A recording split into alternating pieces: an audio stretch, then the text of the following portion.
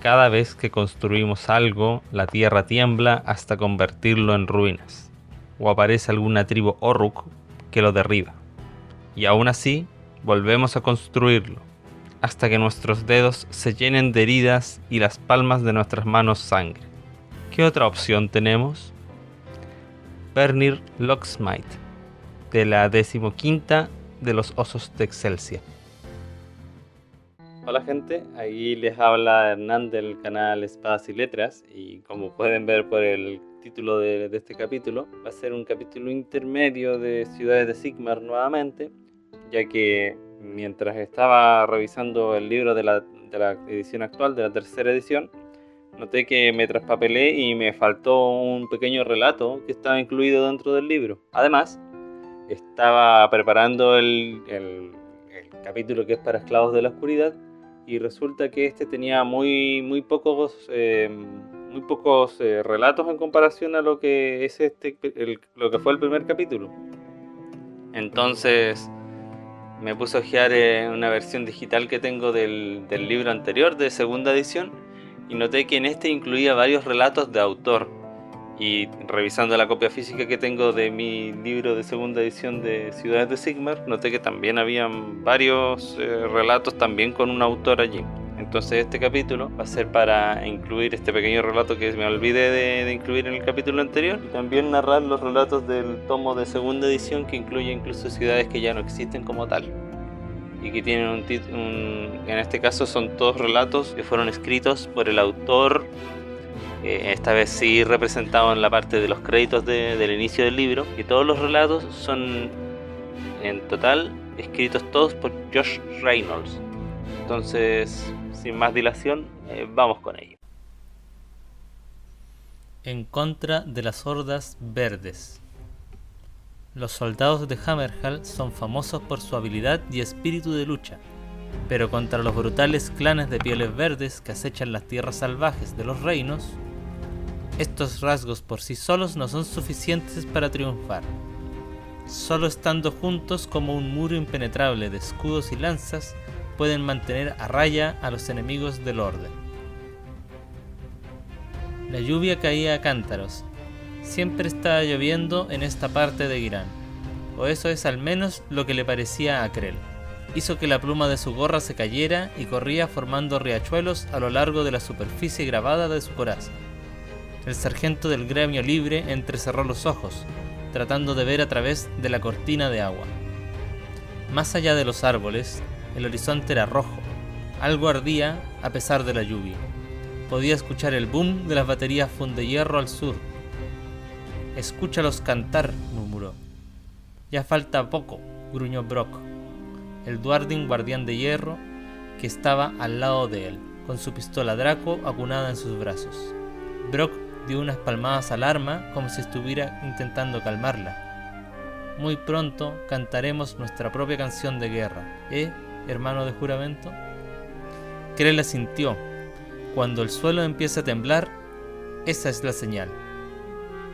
Boswell había prometido traer al enemigo a ellos a su debido tiempo, y Krell nunca había visto al preceptor equivocarse cuando se trataba de tales cosas.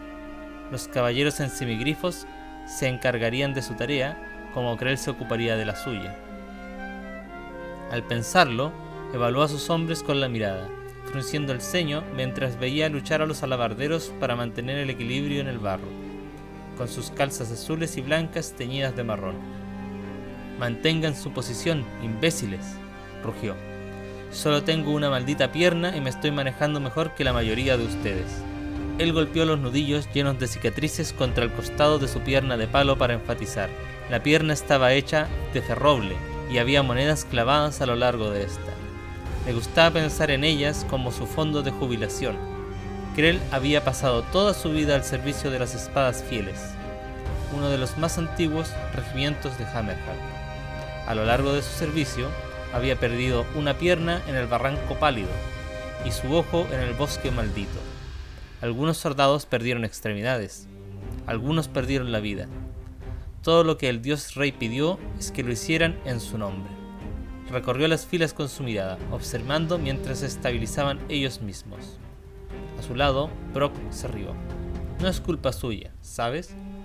No, estos acchianos no están acostumbrados a la lluvia, escupió Krell. Escoria del distrito de ceniza. Nunca han sentido el frío un día de sus vidas hasta que la mayoría de ellos vinieron aquí. Hizo una pausa. Pero buenos soldados. Nunca conocí a un acchiano que no estaba dispuesto a luchar. Los espadas fieles ocuparon el centro de la línea, como había sido tradición desde la fundación de Hammerhall. Un sólido muro de alabarderos de los gremios libres, extendiéndose hacia la línea de árboles. Detrás de ellos, unidades de apoyo de los artilleros de los Garras Negras y ballesteros de los Grifos de Oro, y a cada flanco, los desposeídos de los clanes forjados de Jade, con sus armaduras de placas de Gromril teñidas de verde. Habían tomado posición en un claro recién hecho. Los clanes obreros Duardin habían trabajado rápidamente, talando los árboles cercanos y apilándolos en improvisadas empalizadas al sur y al este, donde los fundehierros habían colocado sus cañones. Krell frunció el ceño mientras observaba los tocones verdes de los árboles, brillando en la lluvia. Los bosques de por aquí guardaban rencores, y sabía que la gente de Hammerhall pagaría un precio por sus acciones, por necesarias que fueran. Brock olfateó el aire. ¿Hueles eso? Lo he estado oliendo desde que salimos de la ciudad. El enemigo había llegado de repente y rápidamente. Los puestos de avanzada a lo largo del río Clot se habían quedado en silencio. El tráfico fluvial había disminuido y había un olor en el viento, húmedo y agrio. Algo estaba pululando por el este a través de las estribaciones, hacia la ciudad de las Dos Colas y sus heredades. Algo verde. El lejano tronar de los fundehierros cambió de tenor, más rápido ahora. El escalonado boom boom boom de los cañones de Salva Hellblaster. Eso significaba que el enemigo estaba demasiado cerca para los cañones. Miró a Brock y el Duardin sonrió. Nos vemos cuando esto haya terminado, ¿eh? Dijo mientras se colocaba su yelmo. Cuando haya terminado, respondió Krell. Brock asintió y fue a reunirse con sus dragohierros. Krell desenvainó su espada.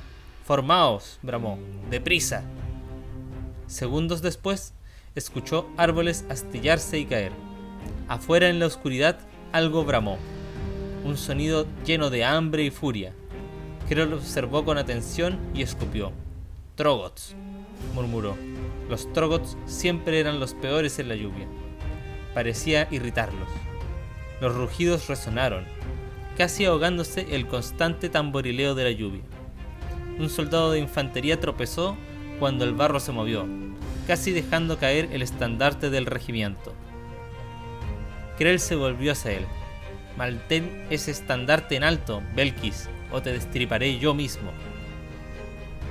«No fue culpa mía, sargento», Belkis respondió. «Perdí el equilibrio». Krell se acercó. «¿Piensas que al enemigo le importa, muchacho?», gruñó.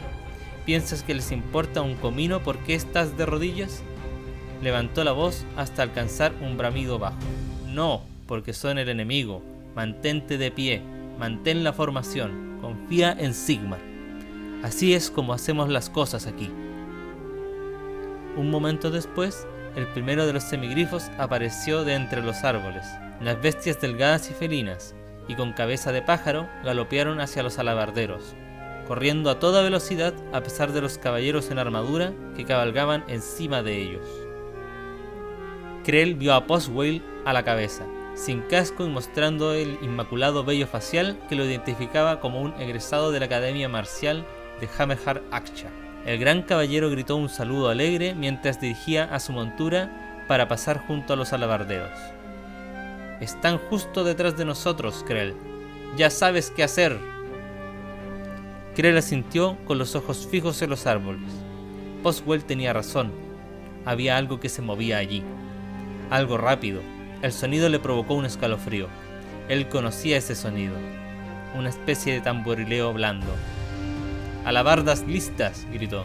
«Y recuerden, muchachos, mantengan la línea y confíen en Sigmar». El primer garrapato se precipitó a través de los árboles, como una bala de cañón con dientes. La bestia esférica saltó hacia adelante en un patrón errático, con saliva escurriendo de sus anchas mandíbulas. Más le siguieron. una marea de color rojo derramándose hacia ellos. Una enorme boca, llena de colmillos de un pie de largo, de repente les embistió, ocupando su visión. Él se tambaleó hacia atrás y los colmillos se estrellaron contra su pierna de madera. Maldiciendo, Krell se apresuró a tomar la pistola que colgaba de su cinturón. Él luchó por mantener el equilibrio mientras el garrapato se ocupaba de su pierna. Él liberó su pistola y la empujó contra un ojo pequeño y brillante. El disparo atravesó el cráneo esponjoso de la criatura, y este se desinfló como una cantimplora perforada, soltándolo. Se giró. Detrás de él, los garrapatos se habían arrojado contra las apretadas filas. Los cuerpos volaron por los aires, acompañados de gritos y maldiciones. Pero a pesar de la matanza, la línea se mantuvo. Las alabardas se empuñaron con fuerza, clavando contra el suelo fangoso a los garrapatos que luchaban por liberarse, donde se los despachó rápidamente. No hubo tiempo para celebrar, sin embargo. Los garrapatos solo habían sido la primera oleada. Pequeñas y encorvadas figuras se escabulleron tras ellos. Grots, cientos de ellos. Los grots se detuvieron en turbas desordenadas al borde del claro. ¿A qué están esperando? Belkis jadeó. El ícor de garrapato manchaba su brazo de la espada. Krell no tuvo la oportunidad de responder, ya que la primera andanada de flechas atravesó la cortina de lluvia y cayó entre sus hombres. Los grots no eran tiradores, pero incluso un piel verde podría impactar a un objetivo lo suficientemente grande. Los hombres gritaron y cayeron. Detrás de ellos, Krell escuchó el ladrido de las pistolas, mientras los garras negras y grifos dorados respondieron a los pieles verdes de la misma manera. Entonces, desde su izquierda, vino el boom de los cañones Draco, acompañados por una canción de guerra Duardin. Brock y los miembros del clan tenían una larga historia con los pieles verdes. Nada bueno había en ella. Belkis gritó cuando una flecha se ensartó en el asta del estandarte, casi atrapando sus dedos. Krell arrancó una flecha de su pierna de madera y la arrojó al barro. ¡Reformen las filas!, gritó. ¡Prepárense para recibir al enemigo! Mientras hablaba, los arqueros Grot se escabulleron de regreso a los árboles, y el resto de los pieles verdes cargaron.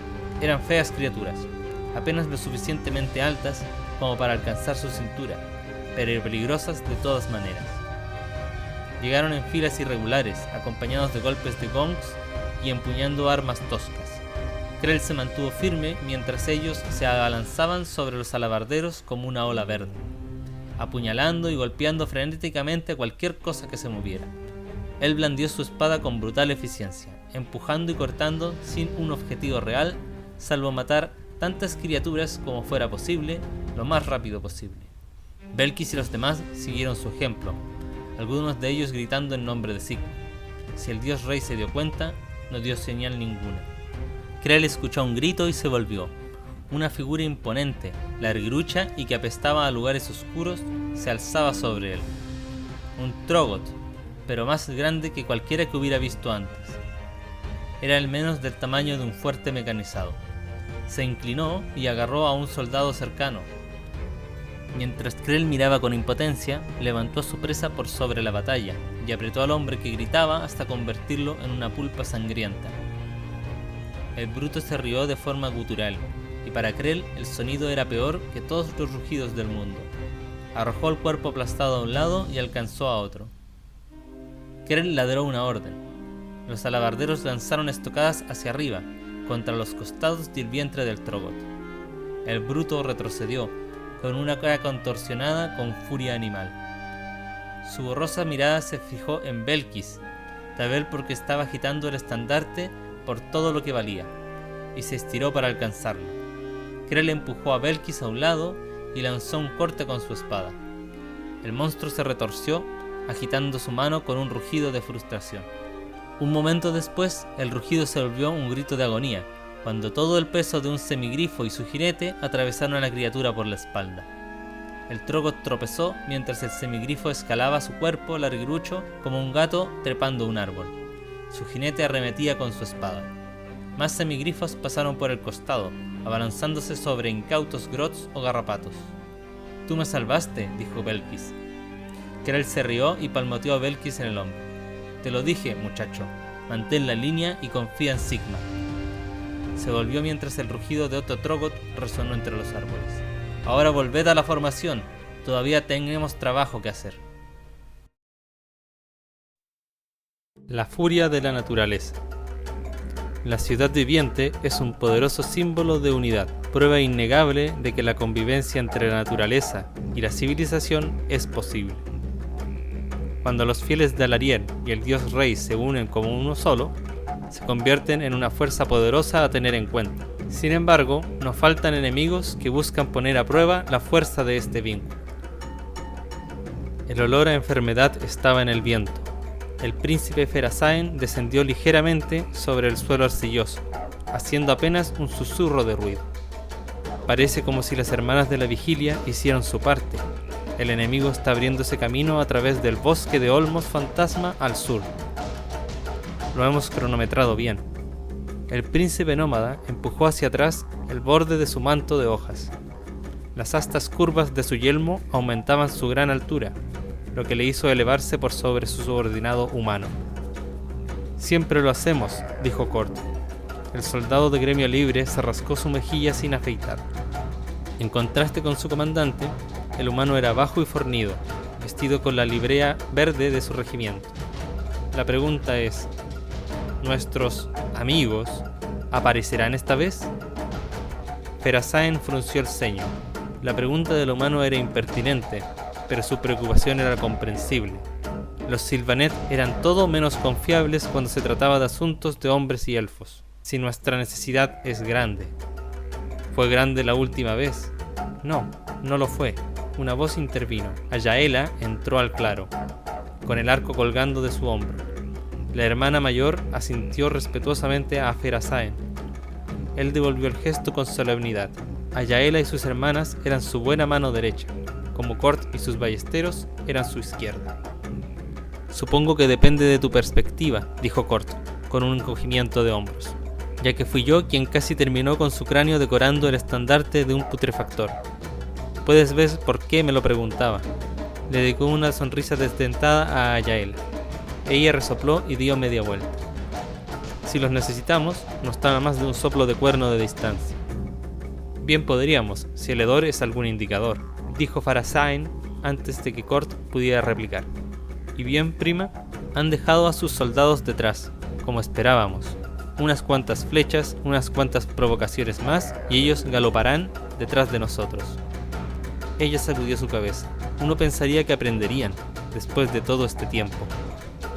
Doy gracias a la reina eterna todos los días que no lo han hecho.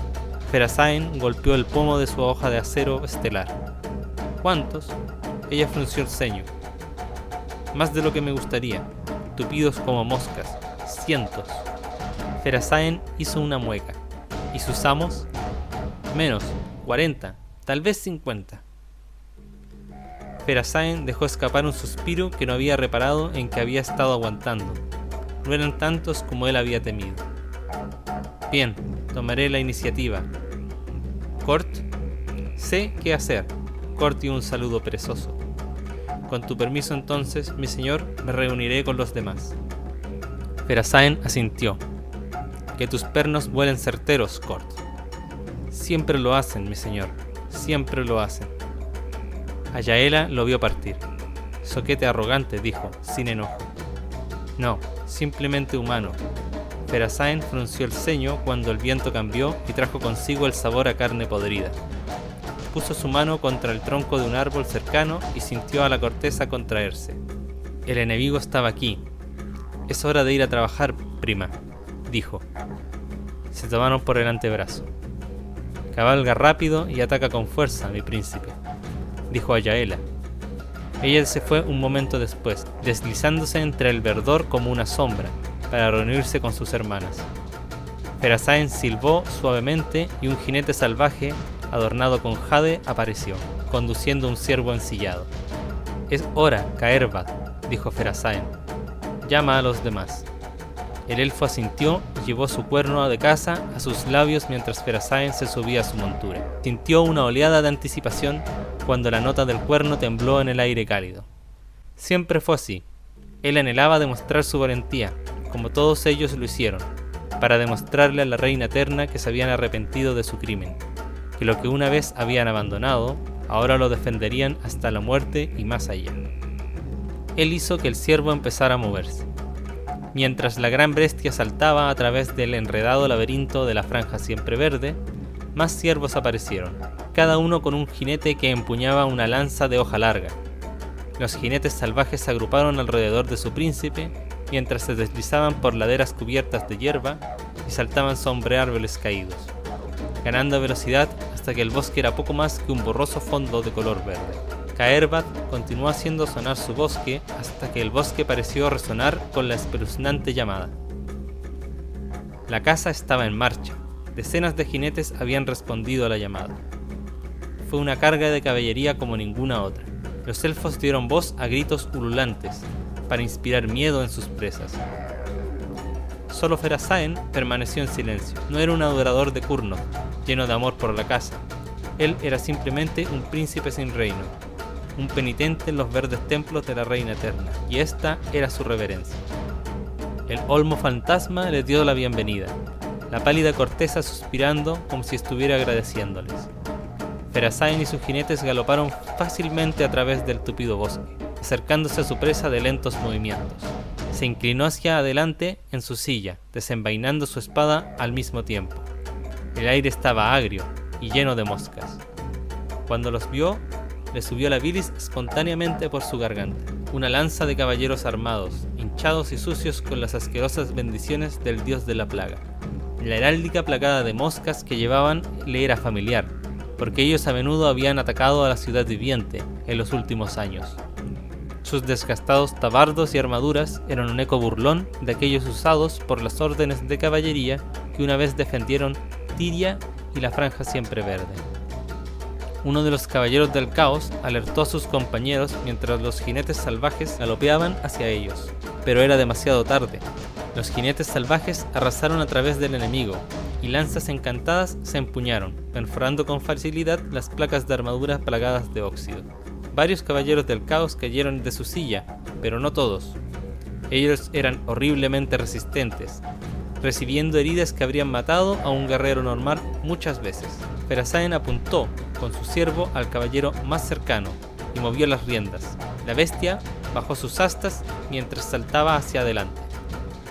La muda bestia reptiliana, montada por el caballero del caos, dio un silbido chirriante mientras las astas del ciervo le desgarraban el costado, provocando un chorro de icor. El caballero del caos rugió una maldición y se retorció en su silla. Ferasaen se agachó debajo de la miasmática espada del guerrero corrupto y dejó que su propia espada bailara por el costado de su oponente.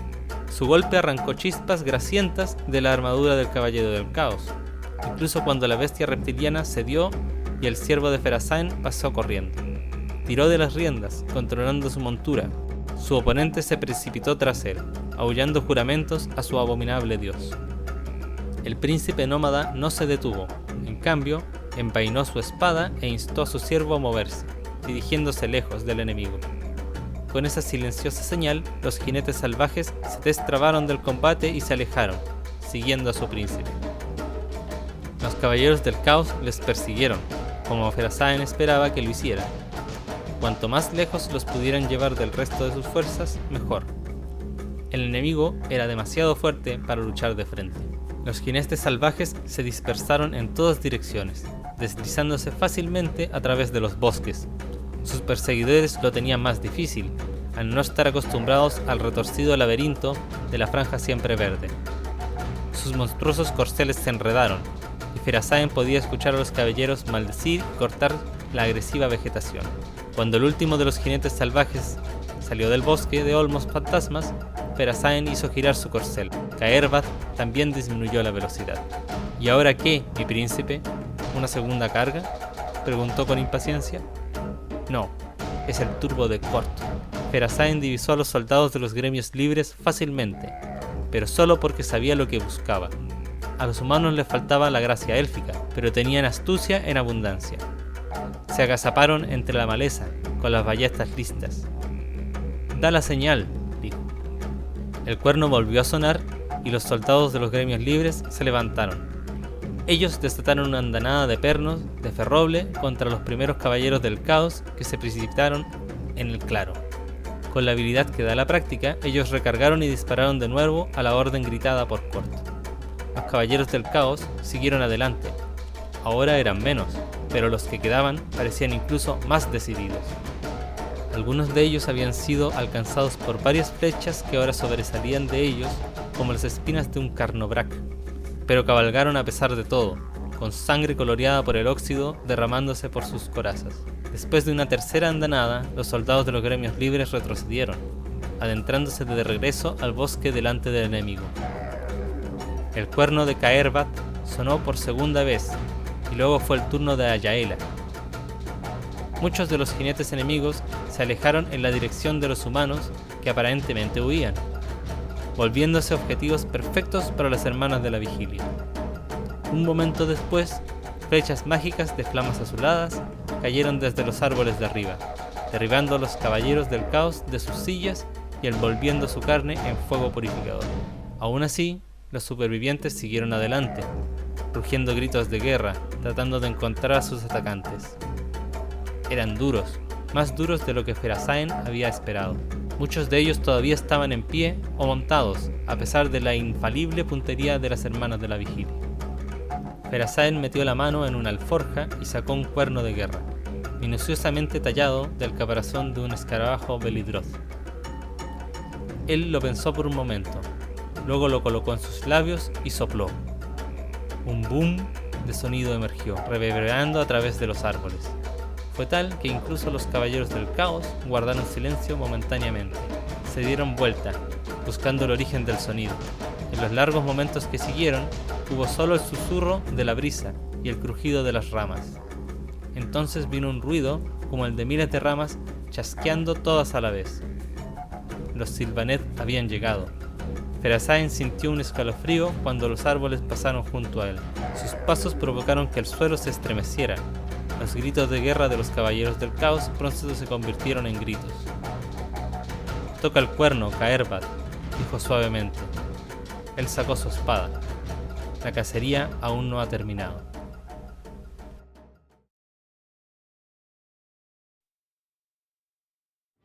Lluvia de fuego.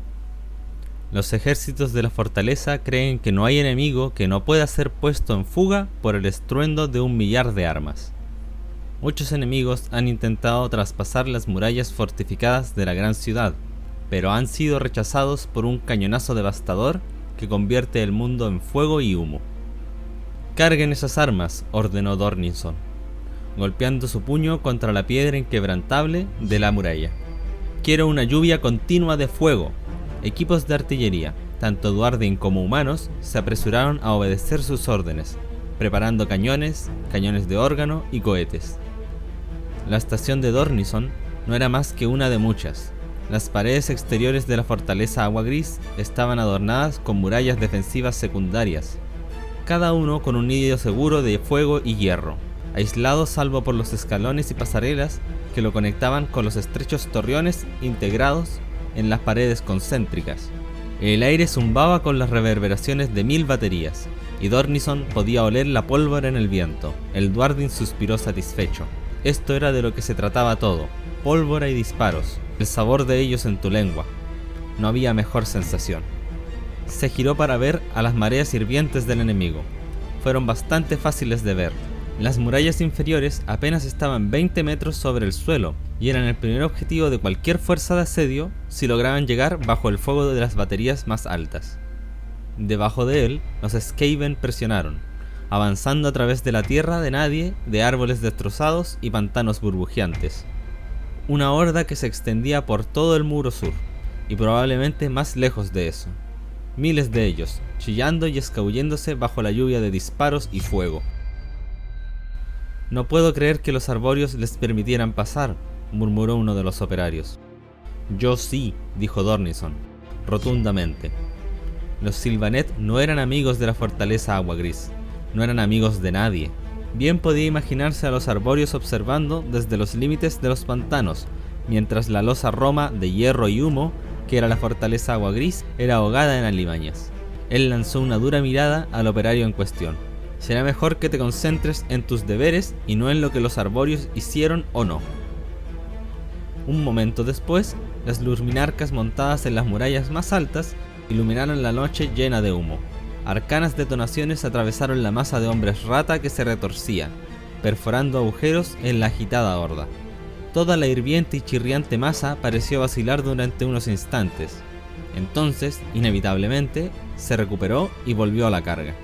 Mientras el estruendo se desvanecía, Dornison escuchó un quejido familiar. Miró hacia arriba y vio un escuadrón de girobombarderos lanzándose sobre la horda. Con sus conjuntos de rotones zumbando, el escuadrón sobrevoló sobre la vanguardia Skaven. Bombas destruyagravios golpearon la tierra, arrojando cuerpos ardientes hacia el cielo en grandes montones de tierra y fuego. Cuando la nave viró para hacer un segundo pase, una de las máquinas de guerra Skaven escupió un chorro crepitante de rayos de un color verde enfermizo, atravesando uno de los girobombarderos en el proceso. La nave explotó en el aire, y llovieron trozos de metal en llamas sobre la horda. A pesar de sus pérdidas, los Skaven continuaron su avance. Dornison maldijo y escupió mientras una marea de hierro e inmundicia se precipitaba repentinamente sobre las murallas inferiores. A sus órdenes, las baterías de cohetes vomitaron fuego. Los Skaven cayeron a montones, retorciéndose. Tal vez deberíamos hacer sonar la alarma, dijo uno de sus operarios. Conseguir que los capas grises lleguen aquí. Cada una de las murallas tenía una campana de alarma, diseñada para permitir que los soldados estacionados en el fortín más cercano supieran que el enemigo había llegado a las murallas. No los necesitamos, dijo bruscamente Dornison. Esta es nuestra batería, y no necesitamos ningún dandy de los gremios libres para protegerla. Tienen sus armas, úsenlas. Mientras hablaba, escaleras hechas de madera y hueso chocaron contra la cantería. Ganchos de anclaje rudimentarios se anclaron mientras los rátidos pululaban por la escalera, chillando y chirriando. Dornison maldijo y sacó su purgagravios. Hizo girar alrededor su arma multicañón, mientras los primeros hocicos de las alimañas aparecieron encima del parapeto y disparó, despejando la sección más cercana de la muralla. Pero mientras recargaba, otra criatura trepó y saltó encima de él, enviándolo al suelo. Su purgagravios se soltó de su agarre. Se hizo a un lado mientras el Skaven lo golpeaba, buscando sus pistolas. Escuchó a alguien tocar la alarma, a pesar de sus órdenes, y maldijo. Quienquiera que haya sido, le quitaría el pellejo, siempre y cuando sobreviviera a los siguientes momentos. La espada del Skaven raspó su placa de Gromril, sacando chispas. Él rodó sobre su espalda. «¡Bájate de mi muralla!», gruñó. El Skaven tuvo un momento para mirar fijamente a las pistolas en las manos del mecaherrero, antes de que Dornison apretara los gatillos. Incluso mientras el Skaven era disparado sobre el borde de la muralla, Dornison oyó el ruido de unas botas claveteadas. Una unidad de capas grises se desplazó por la muralla, con sus pistolas ladrando. Los soldados de los gremios libres eran combatientes curtidos, y cuando habían vaciado sus armas, usaron las culatas, sus cuchillos o simplemente sus manos y pies. ¿Aún respiras, Dornison?, preguntó uno de ellos, pasando por encima de él. No gracias a ti, se quejó Dornison, poniéndose de pie y recuperando su purgagravios. Los Skaven retrocedían, dejando tras de sí chillidos de pánico a su paso. Los de su equipo de operarios que habían sobrevivido al ataque vitorearon, pero Dornison los silenció con una mirada fulminante. ¿Quién les dijo que dejaran de disparar?, rugió. Cuando digo una lluvia continua de fuego, por las barbas de fuego de Grungni, quiero decir una lluvia continua de fuego. Los operarios se apresuraron a obedecer. Dornison sonrió sombríamente mientras el estruendo de los disparos volvía a empezar. Sí, efectivamente, no había una mejor sensación.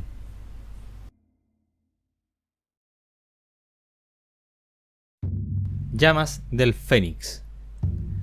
Es posible que los habitantes humanos de Phoenicium no comprendan verdaderamente la conexión espiritual entre los Ur-Fénix y sus aliados elfos, pero de todas formas consideran a la bestia divina Aviar como un símbolo de esperanza y salvación.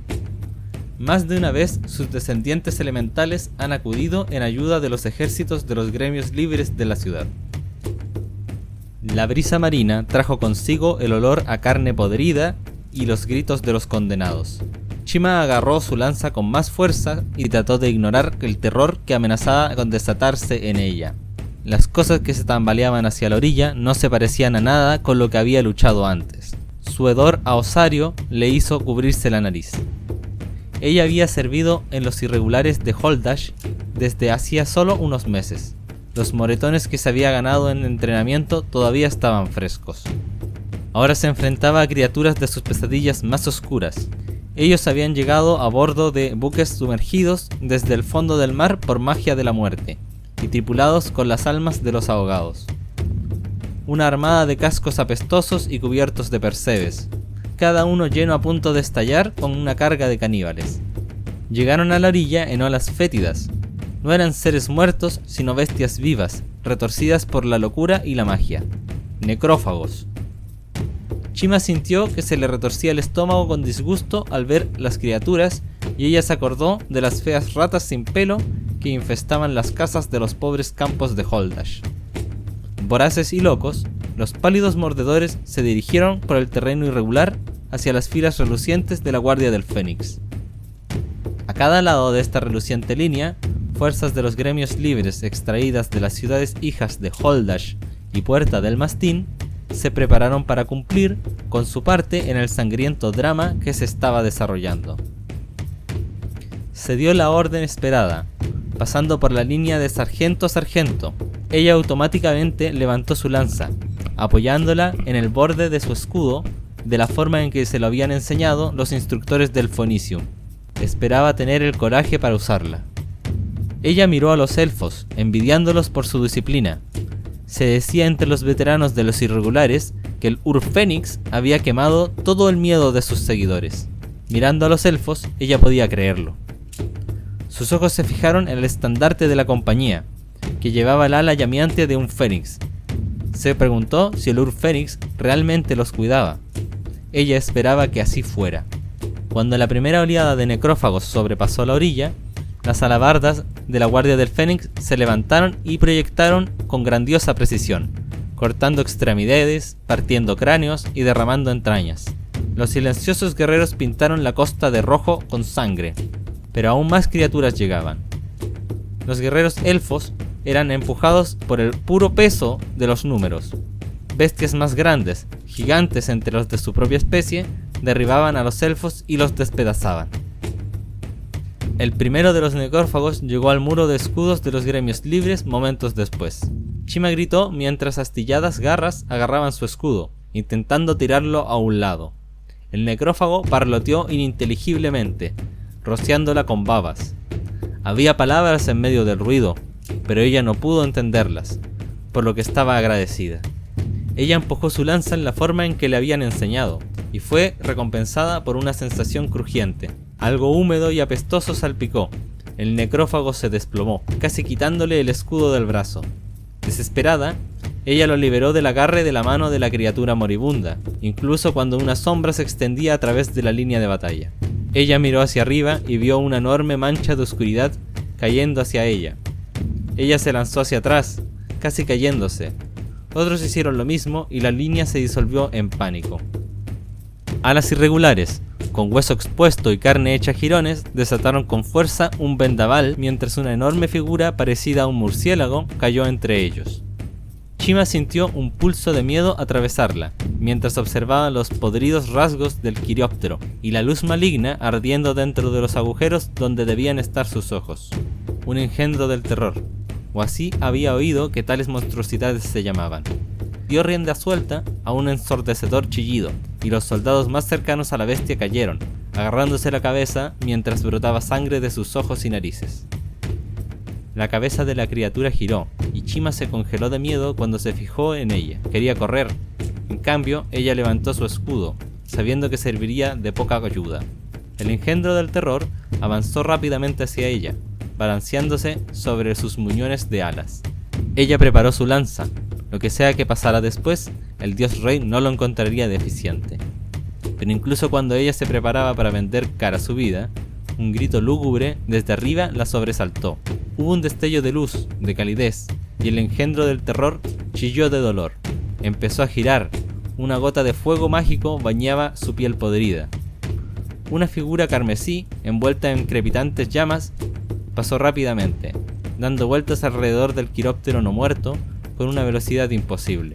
Una segunda figura se unió a la primera, y luego una tercera. Fuego y hielo fluyeron sobre la cosa murciélago que luchaba, quemándola y congelándola simultáneamente. Unos momentos más tarde, el combativo engendro del terror se consumió en partículas de ceniza y cristal de hielo. Lo que quedó de este cayó a la orilla del mar, y la brillante parvada de Fénix giró su atención a los necrófagos. Caníbales de piel gris gritaron mientras agua hirviendo los cocía vivos o eran atrapados rápidamente mientras el mar se congelaba de repente. Como si le hubieran dado una señal, la guardia del Fénix avanzó hacia los bajíos, silenciosos e implacables. Los pocos necrófagos que habían sobrevivido pronto perecieron. Shima y los demás victoriaron frenéticamente mientras los hijos del Ur-Fénix hacían círculos sobre ellos. Un fénix pico llameante descendió en picado. Sus alas arrastraban las llamas místicas que eran su legado. Un ungido, sentado sobre su espalda, alzó su alabarda como si estuviera haciendo un reconocimiento, y Shima le devolvió el gesto. Parecía que el Ur-Fénix había estado cuidándola después de todo.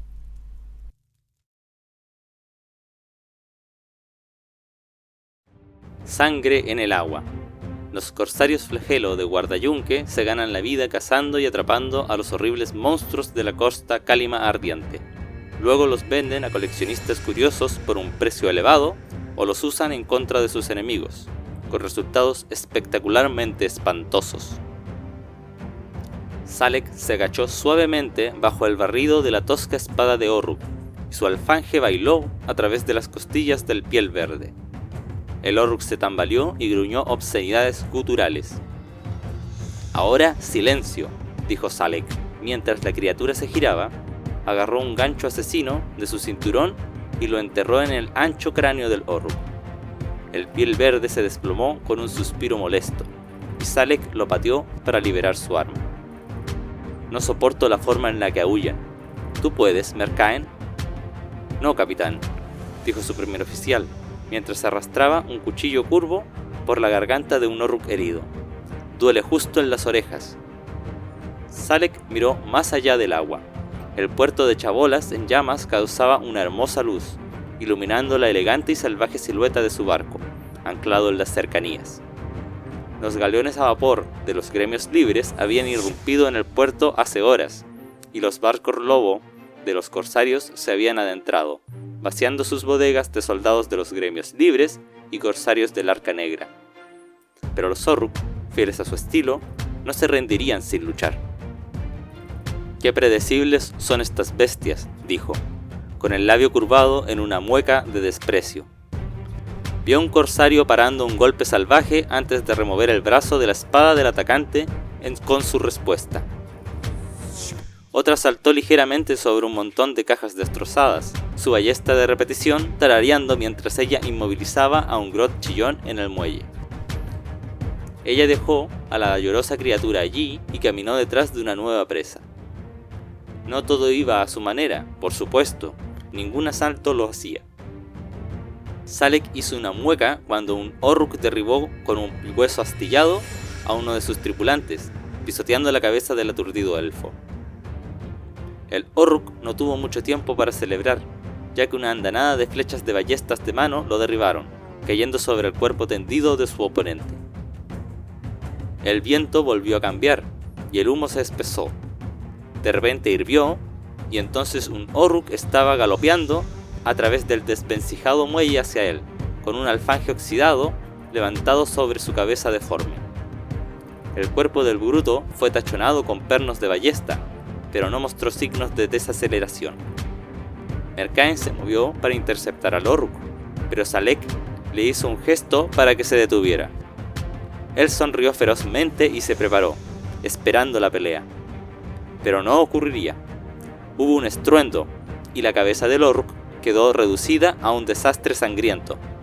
El cuerpo trastabilló unos pasos antes de caer a los pies de Salek. Salek lo miró fijamente por un momento, y luego miró hacia arriba. «Él era mío, Berger». «No vi tu marca en él», dijo la humana, bajando su pistola humeante. La soldado de gremio libre vestía el negro y el carmesí de los corredores del Ron, uno de los regimientos de marina de Guardayunque. Ella se encogió de hombros. Mis disculpas, sin embargo. La próxima vez dejaré que te partan tu estrecho cráneo. Salek resopló y empujó el cuerpo del piel verde con la punta de su bota. Detrás de Berger pudo ver al resto de los corredores del Ron moviéndose a través del humo con sus pistolas rugiendo. Observó las llamas saltar las oxidadas murallas del puerto de Chabolas. Los Zorruk lo llamaban Brista Bak por razones que se le escapaban. Él sonrió amargamente. No había costado mucho convencer al gran cónclave para hacer frente a las fastidiosas bestias, algunos sobornos, algunas amenazas. Así era como hacían los negocios en Guardayunque. «Los tenemos huyendo», dijo Berger alegremente. Ella se quitó la gorra y pasó sus dedos por su rapado cuero cabelludo.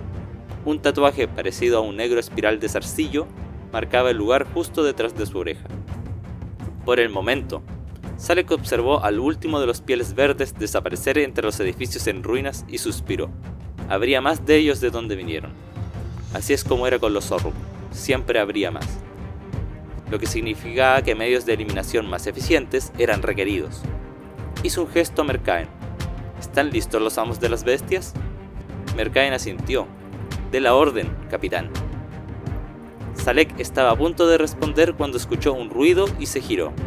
Los soldados de los gremios libres habían empezado a arrastrar la chatarra que cubría el muelle para usarla como defensas improvisadas. ¿Qué están haciendo? Berger lo miró. Armando barricadas para mantenernos acorralados. ¿Por qué se molestan con eso? Salek pasó el pulgar al borde de su alfanje. Vinimos aquí para expulsarlos, ¿recuerdas? Él enfundó la espada e hizo una señal a Mercaen.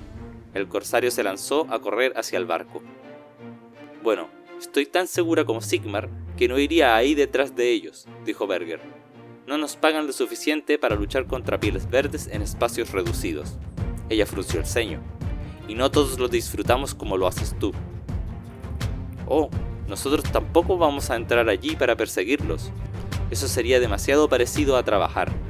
Él sonrió desagradablemente cuando escuchó el crujir del ator de la madera de las escotillas en el casco de su barco lobo, cuando se abrían con cabrestante. Además, ya pasó su hora de la comida de todos modos. Berger lo miró confundida. ¿Hora de la comida? Un monstruoso rugido de hambre y rabia hendió el aire. Un momento después, un monstruoso caribdis con muchas cabezas se tambaleaba en tierra, incitado por sus amos de las bestias. Las cabezas serpentinas enrolladas se flexionaron y chasquearon mientras la bestia luminiscente se arrastraba hacia los edificios en llamas y el perfume a comida que provenía de ahí. Salek se rió mientras los gritos comenzaban. Es mucho más fácil de esta manera, ¿no estás de acuerdo?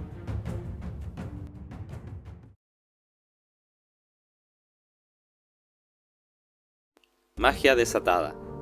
El horror de la magia rebelde ha causado tanta devastación en la ciudad de Corazón Venerado como cualquier horda de Orruk o banda de guerra del caos. Los comandantes de la ciudad confían en los magos de batalla para combatir fenómenos tan destructivos. Estos estudiantes del arcano arriesgan sus vidas y almas para desatar y aprovechar hechizos errantes y depredadores. ¡Abajo! Gruul agarró la parte trasera de la túnica de Decker y arrastró al mago de batalla. Una corriente chisporroteante de llama mágica pasó por encima, llenando el aire de humo acre y convirtiendo un muro de piedra cercano en escoria burbujeante. Fascinante, dijo Decker, ajustándose sus gafas. El mago de batalla parecía más interesado que asustado. Por otra parte, Gruul no esperaba nada menos de un vástago de la corte de Fuego Albo. Todos ellos estaban locos. Tenía algo que ver con la magia en su sangre. El soldado de los gremios libres se puso de pie. La armadura de acero plateado tintineaba. La cosa, una conflagración aullante con forma de calavera, se había alejado, sus atenciones momentáneamente atraídas a otra parte del campo de batalla que alguna vez fue un campamento minero. Los ojos le picaban por el humo. Él buscó la luminarca y maldijo. La máquina arcana estaba bien y verdaderamente estancada ahora, si es que no lo estaba antes. El suelo pedregoso se había derretido bajo sus ruedas, y aunque los caballos se esforzaban, no lograban moverla. Miró a su alrededor a lo que quedaba de la escolta de la luminarca.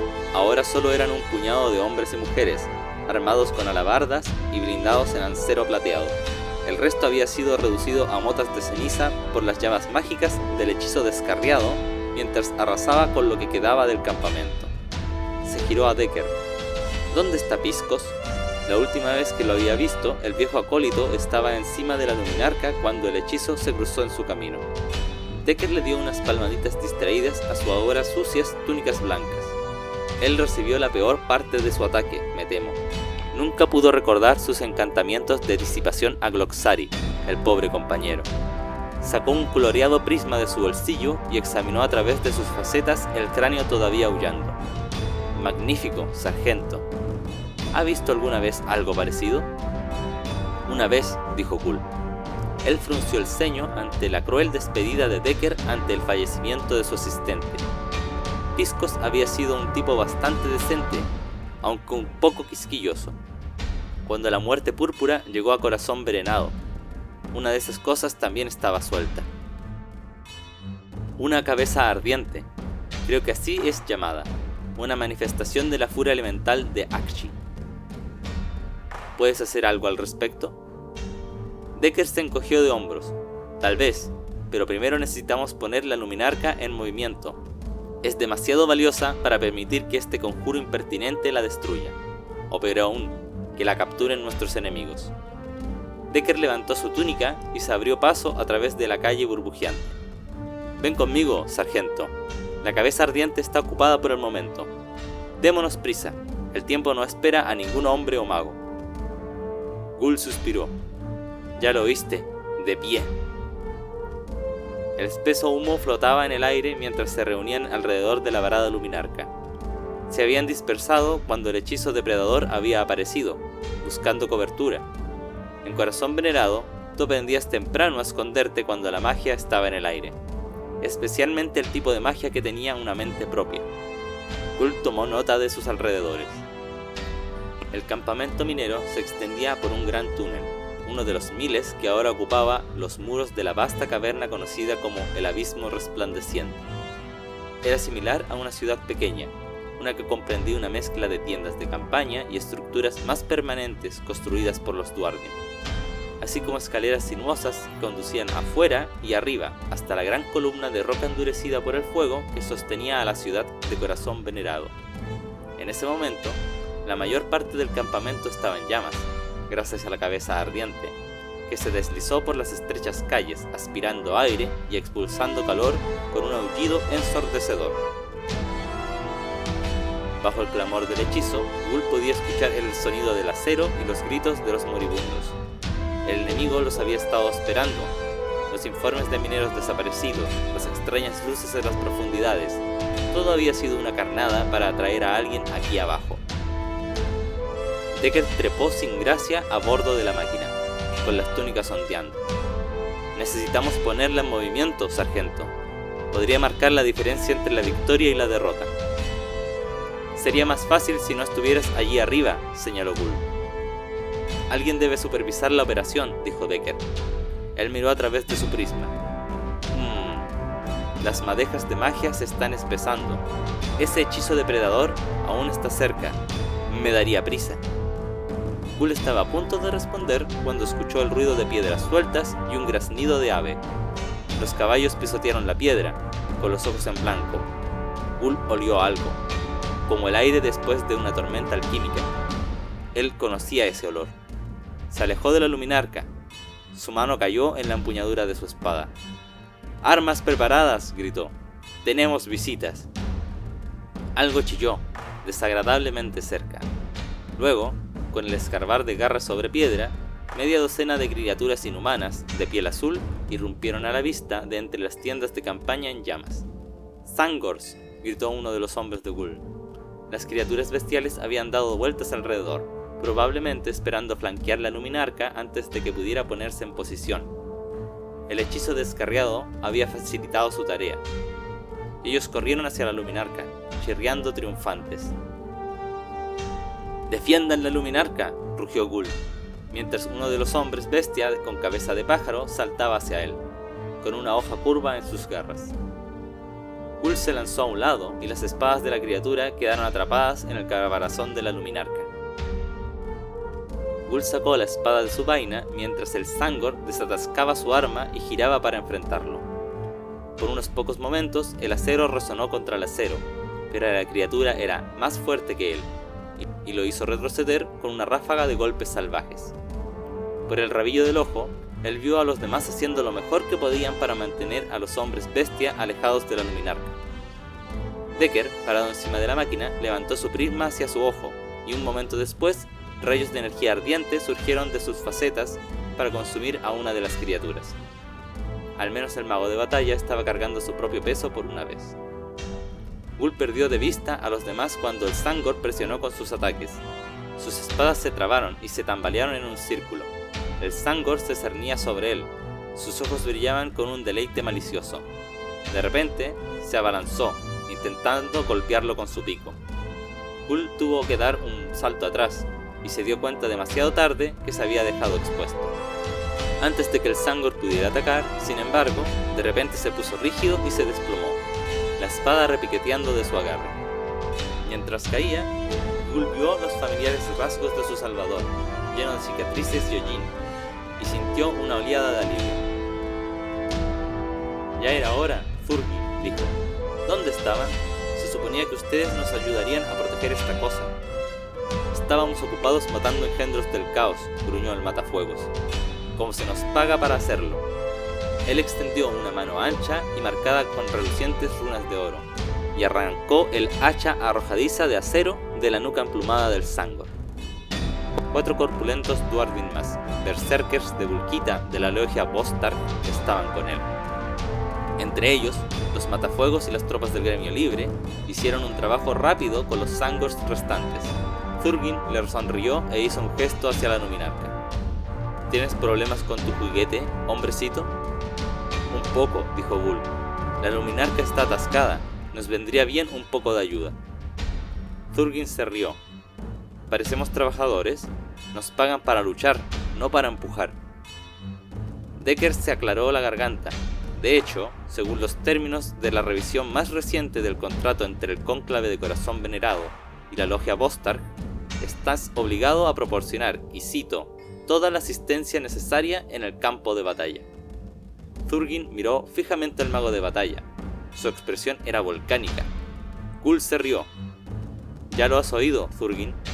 Pon tu espalda en ello. Se giró. Y eso va para el resto de ustedes. Venga, adelante. Los matafuegos vacilaron, pero solo por unos momentos. Un contrato era un contrato, después de todo. Soldados del gremio libre y matafuegos empujaron contra la máquina arcana, jadeando y maldiciendo, pero a pesar de sus mejores esfuerzos, la luminarca solamente se balanceó sobre su eje. No se mueve, gruñó Thurgin.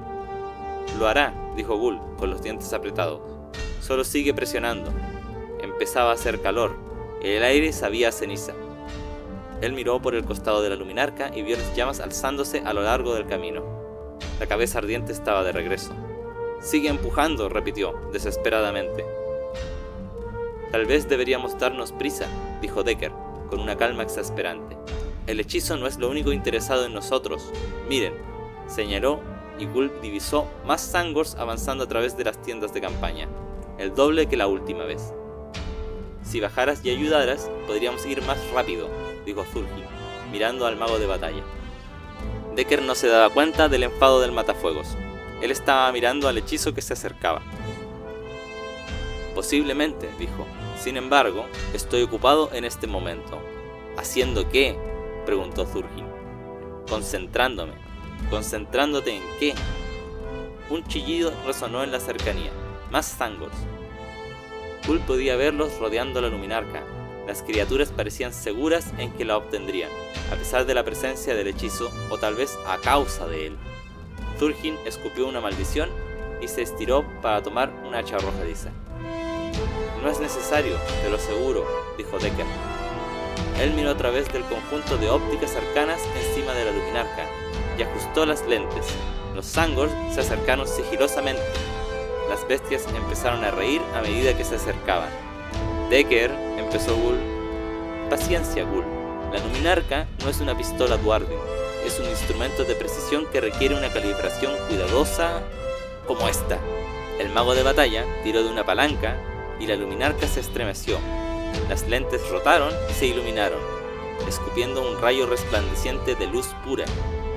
Las risas se convirtieron en gritos mientras los Zangors eran lanzados por los aires, sus cuerpos envueltos en llamas. Los que pudieron huyeron, el resto ardió. Pero no hubo tiempo para celebrar. El calor los invadió, la cabeza ardiente se alzó sobre la calle, una gigante y ardiente calavera, balanceándose sobre una columna de llamas arremolinadas. Decker levantó su prisma y habló un idioma que Ghoul no entendía. El calor disminuyó. La cabeza ardiente se giró lentamente, casi de mala gana. Decker hizo un gesto y comenzó a moverse hacia el sur, persiguiendo a los Zangors que huían. El mago de batalla sonrió con satisfacción y los miró. Ahora bien, ponga sus espaldas en ello, compañeros. Otro empujón más debería ser suficiente, creo.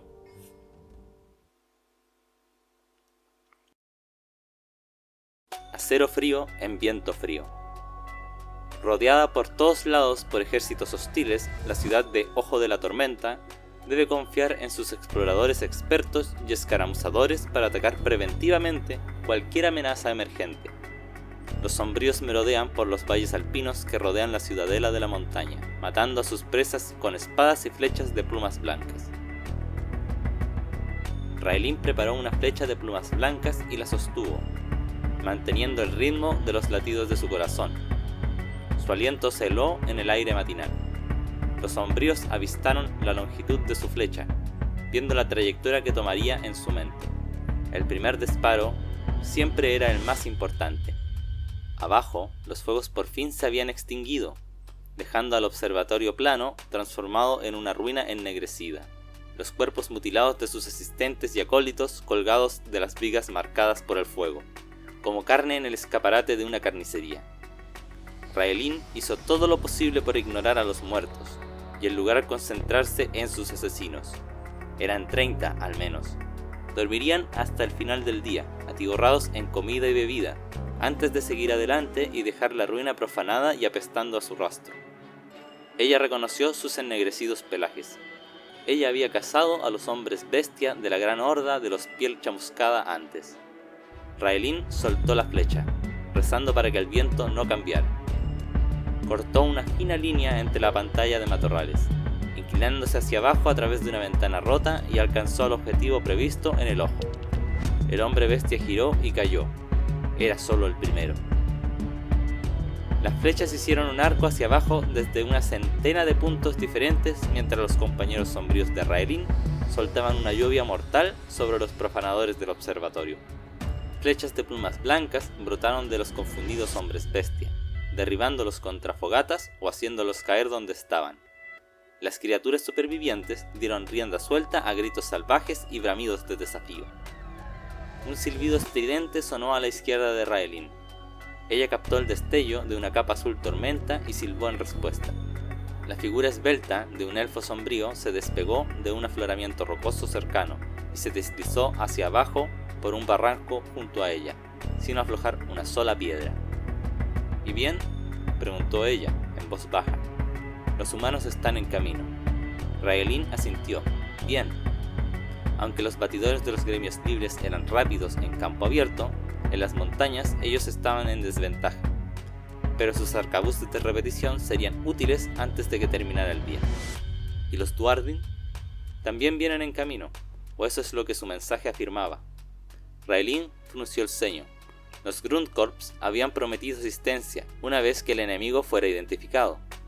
Era parte de la constante evolución de la red de acuerdos comerciales y contratos que vinculaban a los comerciantes Caradhran con el gran cónclave de Ojo de la Tormenta. La ciudad protegía los intereses de los Caradhran en las estribaciones y municipios aledaños. A cambio, los Caradhran proporcionaban ayuda militar cuando era necesario, o cuando se molestaban en hacerlo. Ella hizo a un lado ese pensamiento y miró hacia abajo, hacia la aún humeante ruina. ¿Cuántos de ellos quedan? El elfo se encogió de hombros, suficientes para ser problemáticos. Inclinó la cabeza hacia atrás y olfateó el aire de manera exagerada. También hay más en camino. Ella lo estudió. Tu nariz no es tan buena, Maslaer, dijo, después de un momento. Algo que podría haber sido una sonrisa apareció brevemente en el rostro de Maslaer. No, informes de los puestos mineros Duardin más abajo en la montaña. Las bestias han sido avistadas desplazándose alrededor de sus campamentos. Estos son solo exploradores. Raelin gruñó. Eso explica por qué los Caradhran estaban dispuestos a enviar refuerzos sin demasiado regateo. Ella sacó otra flecha de su carcaj y se preparó. Asegurémonos de que lo tengan fácil, entonces. Da la señal a los demás. Maslaer asintió y un momento después se fue tan silenciosamente como había aparecido. Raelin se levantó y se movió lentamente por el pedregal hacia el observatorio. Este era un juego antiguo y uno que los elfos conocían bien. Las montañas estaban llenas de monstruos demasiado astutos para ser expulsados por tropas de los gremios libres o patrullas Caradhran, pero había una táctica segura para sacar incluso a las bestias más astutas. Raelin se agachó bajo los cuerpos ahorcados y soltó una maldición audible. Dejó que parte del miedo que sentía se deslizara en sus palabras, para que su presa pudiera oírlo. Ella podía sentirlos mirándola. Escuchó el ruido de piedras y el murmullo bajo de voces mientras otros miembros de la patrulla entraban en la ruina y hacían cuanto ruido les era posible. Si tenían suerte, las bestias pensarían que sus emboscadores se habían confiado demasiado y salían de su escondite. Raelin hizo una pausa cuando asintió el hedor a almizcle de matadero y escuchó un débil gruñido cerca. Raelin se hizo a un lado mientras una bestia salía tambaleándose desde un arco cercano. Ella retrocedió, atrayendo a la bestia hacia un área abierta. Rezó porque Maslaer y los demás estuvieran en posición. El hombre bestia era grande y estaba cubierto de cicatrices y marcas rituales, con un hacha oxidada en sus manos. Labios de cabra se movieron hacia atrás, revelando colmillos amarillentos mientras saltaba hacia ella con un bramido espantoso. El aullido fue acallado un momento más tarde cuando una flecha se clavó entre sus omóplatos. Otra lo alcanzó en la garganta. Se tambaleó, sacudiendo la cabeza como si estuviera perplejo, antes de desplomarse. Ella pudo escuchar el sonido de encuentros similares resonar a lo largo del observatorio, pero ninguno de ellos duró más que unos pocos segundos. Algunos momentos después, Maslaer silbó desde algún lugar arriba. Raelin silbó en respuesta. La tarea estaba completa, y justo a tiempo también. Un cuerno sonó, en algún lugar montaña abajo. El resto de la manada estaba en camino, pero encontrarían una mala recepción. Ella preparó otra flecha y esperó.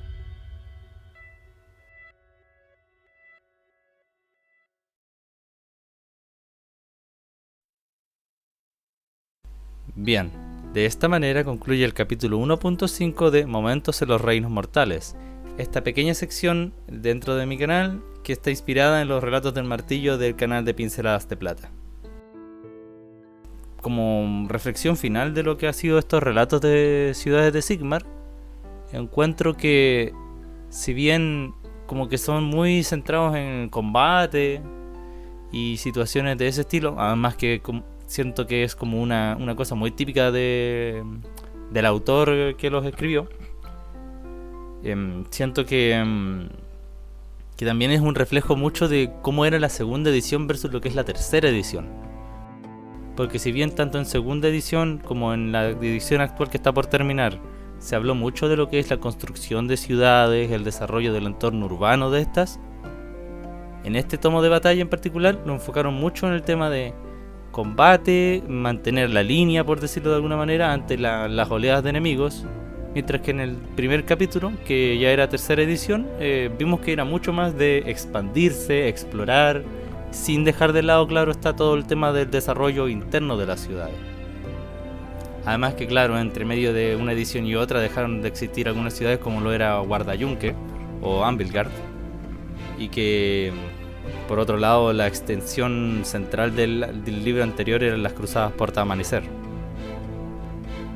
Y también está que durante el desarrollo de tercera edición se ha estado gestando una especie de conflicto étnico dentro de las ciudades de Sigmar, ya que con la tradición de Morathi hay toda una sección de las ciudades de Sigmar que está viendo con recelo a lo que son los elfos en general, ya sea de cualquier facción. Y eso también va acompañado de que Games Workshop ha eliminado mucho del rango de miniaturas que son elfos, dejando prácticamente solo a los que son corsarios y también a lo que son los aquelarres oscuros y la Orden Serpentis, que igual paradójicamente son las, entre comillas, versiones más oscuras de todos los elfos que están todavía siendo nombrados dentro del trasfondo de tercera edición, pero que no tienen miniaturas ya que soporten el juego. Y sin ir más lejos, ahora último en el paso de lo que es tercera edición a cuarta edición, ya eliminaron la ciudad del Fénix, que tenía un relato aquí también, a Phoenicium. Pero bueno, eso ya es una cosa que hay que ver en lo que es el paso a lo que será la cuarta edición, a ver qué cosas se rescatan de allí, qué cosas vuelven a eliminar y bueno, esperemos que sea lo mejor. Esas serían mis conclusiones finales respecto a la comparación entre los micro relatos que había en el libro de tercera edición y estos relatos más extendidos escritos por Josh Reynolds en el libro de segunda edición. Así que no tendría nada más que agregar en ese sentido y esperando que les haya gustado, me despido. Si gustan pueden dejar un comentario abajo o alguna sugerencia. Y el tercer capítulo, que vendría siendo en realidad el capítulo 2 por este intermedio, ya está completamente grabado y estoy haciendo ya la edición final. Así que probablemente dentro de esta semana o ya el lunes de la próxima semana ya debería tenerlo listo. Así que sin nada más que agregar, me despido. Que tengan un buen día, tarde o noche y que estén bien en general. Chao, chao.